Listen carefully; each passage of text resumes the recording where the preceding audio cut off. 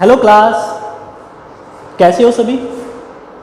Class last time हमने vector के बारे में डॉट प्रोडक्ट किया था। आज नेक्स्ट टॉपिक हम करते हैं cross products of the vector. तो क्लास लास्ट टाइम जो डॉट प्रोडक्ट होती है वो होती है A magnitude, B magnitude and cos theta. तो क्लास जो ए क्रॉस बी होती है, क्रॉस प्रोडक्ट जो वेक्टर की होती है वो डॉट प्रोडक्ट से बिल्कुल अलग होती है। ए क्रॉस बी होती है A magnitude, B magnitude sine theta. Theta क्या होता है? जो ए और बीच के बीच का एंगल होता है। And an unit vector. इसमें खास बात क्या होती है कि जो ये n यूनिट वेक्टर है ये a और b दोनों पर परपेंडिकुलर होता है। अगर मैं आपसे कहूं कि a वेक्टर गिवन है हमारे पास, b वेक्टर हमारे पास गिवन है, a और b दो वेक्टर हमारे पास दिए हुए हैं, और मैं आपसे कहूं find the vector which is perpendicular on the both a and b, तो इसका मतलब क्या समझे आप क्लास कि आपने क्या करना है, ए क्रॉस बी निकालना है। कहने का मतलब ये है ए क्रॉस बी का जो रिजल्ट आता है, ए और ए क्रॉस बी का जो रिजल्ट होता है, जो वेक्टर होता है, वो ए और बी दोनों पर परपेंडिकुलर होता है। जो क्रॉस प्रोडक्ट होती है वो हमेशा रिजल्ट कैसा देती है? वेक्टर रिजल्ट देती है। मतलब ए क्रॉस बी आप करोगे तो रिजल्ट एक वेक्टर ही आएगा। और जो डॉट प्रोडक्ट रिजल्ट देती है वो कैसा देती है? स्केलर रिजल्ट देती है। स्केलर का मतलब इसमें जो रिजल्ट आएगा ना, एक नंबर आएगा, उसमें कोई डायरेक्शन वगैरह नहीं होगी। तो डॉट प्रोडक्ट को हम स्केलर प्रोडक्ट भी बोलते हैं और क्रॉस प्रोडक्ट को हम वेक्टर प्रोडक्ट भी बोलते हैं। तो आपने क्या याद रखना है कि जो ए क्रॉस बी होता है उसका जो रिजल्ट आता है वो ए और बी दोनों पर परपेंडिकुलर होता है। तो आओ क्लास सबसे पहले हम क्या करते हैं, इसकी कुछ कंडीशन पढ़ते हैं। अगर हम दोनों तरफ मैग्नीट्यूड ले लें तो क्या बनेगा? A cross B magnitude is equal to, इस कंप्लीट का मैग्नीट्यूड होगा A magnitude, B magnitude sine theta N unit vector complete का मैग्नीट्यूड। तो ए क्रॉस बी का मैग्नीट्यूड इज इक्वल टू होगा, ए मैग्नीट्यूड कोई नंबर आएगा, आप उसका दोबारा मैग्नीट्यूड करोगे तो सेम ही आएगा। वैसे भी प्रॉपर्टी होती है, अगर आप ए बी का मैग्नीट्यूड है तो आप ऐसे लिख सकते हो ए मैग्नीट्यूड और बी मैग्नीट्यूड, आप अलग अलग ऐसे कर सकते हो, ये प्रॉपर्टी होती है। तो इस पे आप सभी को अलग अलग मैग्नीट्यूड करो, ए मैग्नीट्यूड, बी का दोबारा से मैग्नीट्यूड सेम आएगा, साइन थीटा अपने आप स्केलर क्वांटिटी है तो सेम आएगा, और एन यूनिट वेक्टर है इसका मैग्नीट्यूड 1। तो ये फॉर्मूला हमारा बनता है। तो क्लास देखो ध्यान रखो, इफ ए क्रॉस बी आता है तो फॉर्मूला ये होता है, और अगर ए क्रॉस बी का मैग्नीट्यूड होता है तो फॉर्मूला क्या होता है? A magnitude B magnitude sine theta. इसमें एन यूनिट वेक्टर नहीं होता क्योंकि एन यूनिट वेक्टर का मैग्नीट्यूड कितना हो जाएगा? 1 हो जाएगा। तो सबसे पहले क्लास हम कुछ चीज़ें यहाँ पे पढ़ते हैं। अगर हमारे पास दो वेक्टर हैं ए और B, A and B are the two vectors, और उनके बीच में एंगल कितना लेते हैं हम? 0। और दो वेक्टर के बीच में एंगल 0 होने का मतलब क्या है कि वो दोनों वेक्टर क्या है आपस में? या तो पैरेलल हैं या कोइंसिडेंट हैं।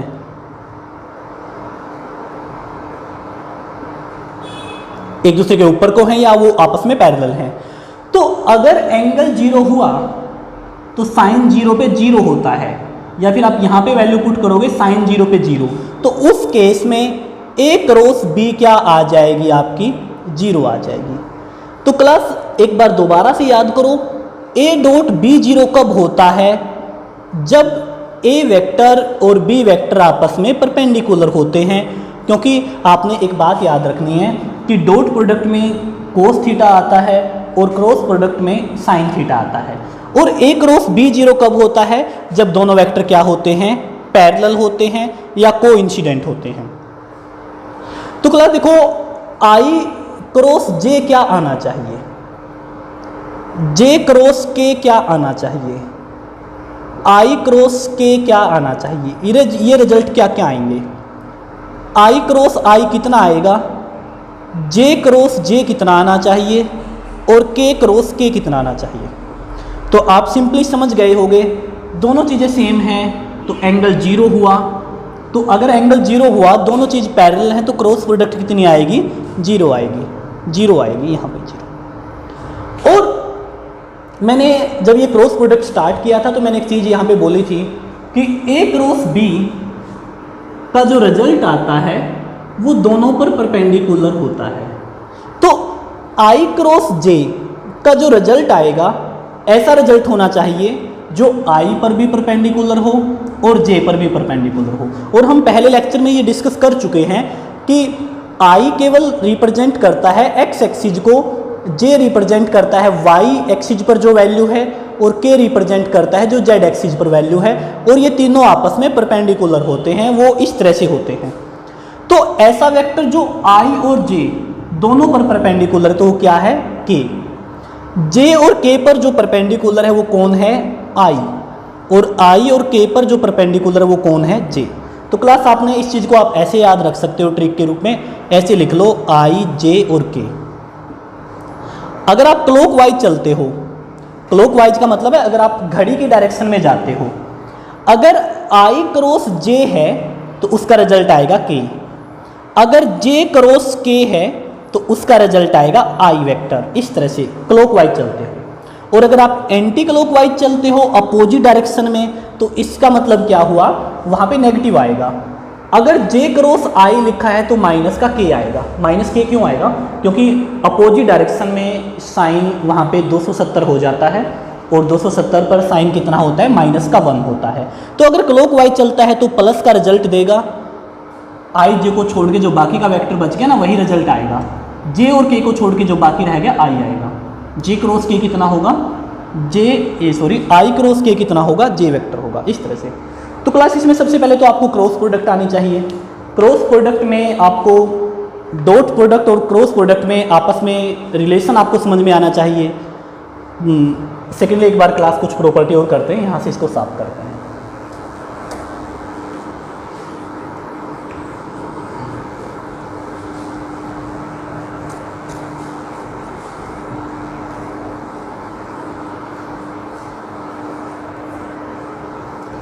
तो सबसे पहले क्लास आप यहाँ पे ये समझो कि क्रॉस प्रोडक्ट करते कैसे हैं। डॉट प्रोडक्ट बहुत आसान था, आई वाले कोफिशिएंट की मल्टीप्लाई कर देते थे, जे वाले कोफिशिएंट की मल्टीप्लाई कर देते थे, और के वाले कोफिशिएंट के साथ मल्टीप्लाई कर देते थे।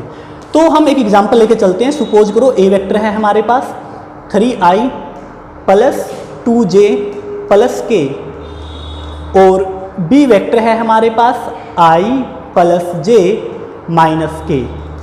आपने क्या करना है, ए क्रॉस बी निकालना है। तो ए क्रॉस बी क्लास, जैसे मैंने स्टार्टिंग में बोला था कि जो क्रॉस प्रोडक्ट होता है ना उसका रिजल्ट वेक्टर आता है। तो इसका एक मेथड है, हम इसको अगर मैन्युअली करेंगे तो बहुत टाइम लगेगा। तो आपको एक मेथड यहाँ पे एक्सेप्ट करना होगा, जैसे हम डिटर्मिनेंट निकालते हैं। तो ए क्रॉस बी में आप स्टार्टिंग में लिख लो यहाँ पे आई जे और के यूनिट वेक्टर, फिर ए के कोफिशिएंट लिख लो। जैसे i का कोफिशिएंट हो गया 3, j का कोफिशिएंट हो गया 2, k का कोफिशिएंट हो गया 1, फिर b के कोफिशिएंट लिख लो आप 1 1, और ये कितना -1। अगर कोई वहाँ पे कोई वैल्यू नहीं दी हुई है तो आप वहाँ पे 0 ले लोगे।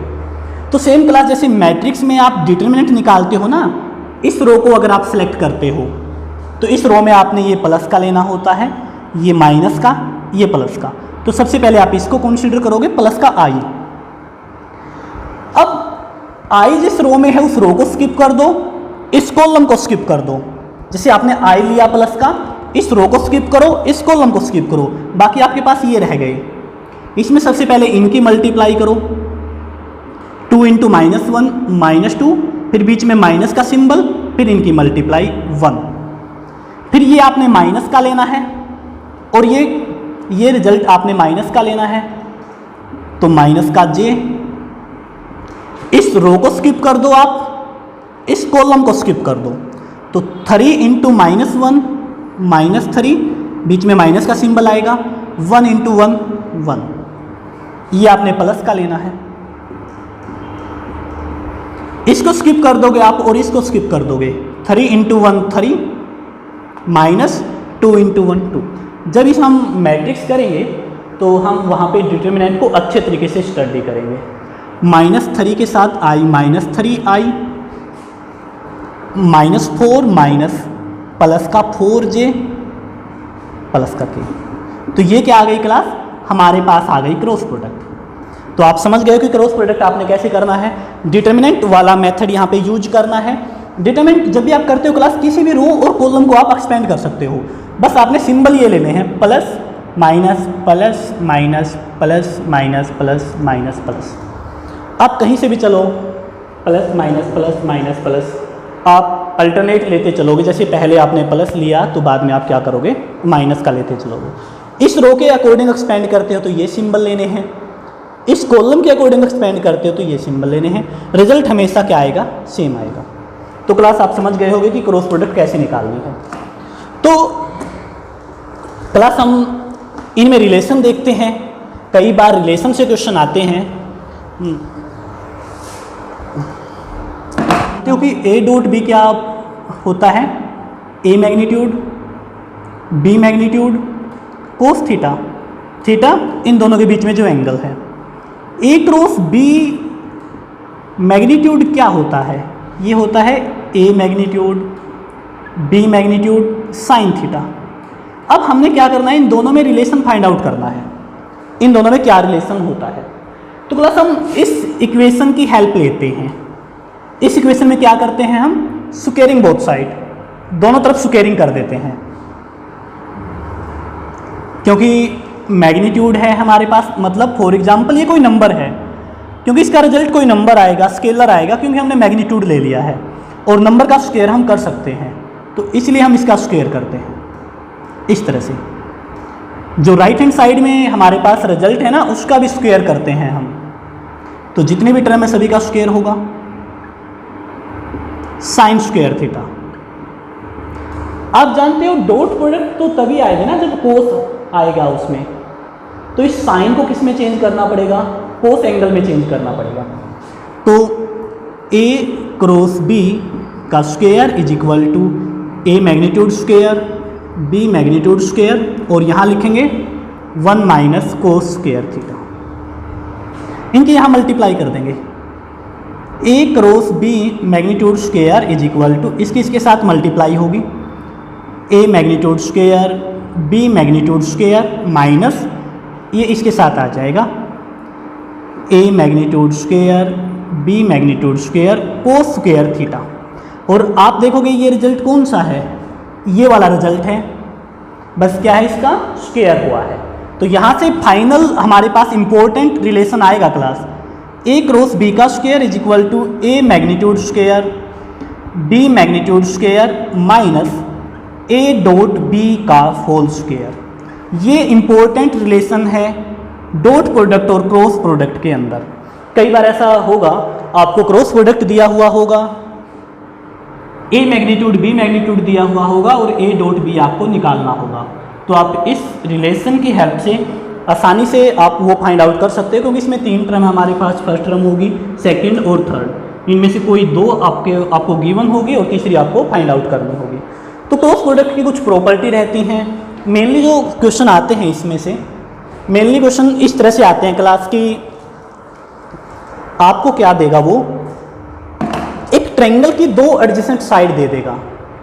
For example this one is triangle ABC, और इसकी जो एक साइड है वो A वेक्टर है, जो दूसरी साइड है वो B वेक्टर है, और बीच में एंगल क्या है, थीटा है। सेकेंड क्लास कोई पैरेललोग्राम दे देगा आपको, और इसकी जो एडजेसेंट साइड दे देगा A वेक्टर B वेक्टर, और इसके बीच में एंगल दे देगा थीटा। थर्ड क्लास कोई क्वाड्रिलेटरल दे देगा आपको, और उसके डायगोनल दे देगा A वेक्टर और B वेक्टर। ये A वेक्टर है और ये वाला डायगोनल क्या है, B वेक्टर। और तीनों केस में आपको कहेगा कि ट्रायंगल का एरिया फाइंड आउट करो, पैरेललोग्राम का एरिया फाइंड आउट करो, क्वाड्रिलेटरल का एरिया फाइंड आउट करो। तो क्लास ये बिल्कुल सिंपल होता है, इसमें जस्ट आपको फॉर्मूला याद होना चाहिए। ट्रायंगल ABC का एरिया कितना होगा, एरिया ट्रायंगल ABC का होगा 1/2 A क्रॉस B का मैग्नीट्यूड। कैसे होगा वो हम नेक्स्ट लेक्चर में पढ़ेंगे इसको। इसका एरिया कितना होगा क्लास? पैरेललोग्राम का जो एरिया होगा वो होगा simply A cross B, only A cross B, A cross B का मैग्नीट्यूड। और इस क्वाड्रिलेटरल का एरिया क्या होगा? 1/2 A क्रॉस B का मैग्नीट्यूड। तो क्लास वेक्टर से क्वेश्चन आते हैं। वेक्टर बहुत ही आसान टॉपिक है। इसके जो भी कॉन्सेप्ट रहते हैं वो कॉन्सेप्ट करने के बाद HSSC में जो भी प्रीवियस ईयर क्वेश्चन वेक्टर से पूछे गए हैं नेक्स्ट क्लास में हम वो डिस्कस करेंगे। आज के लिए इतना ही काफ़ी है क्लास। Thanks for watching.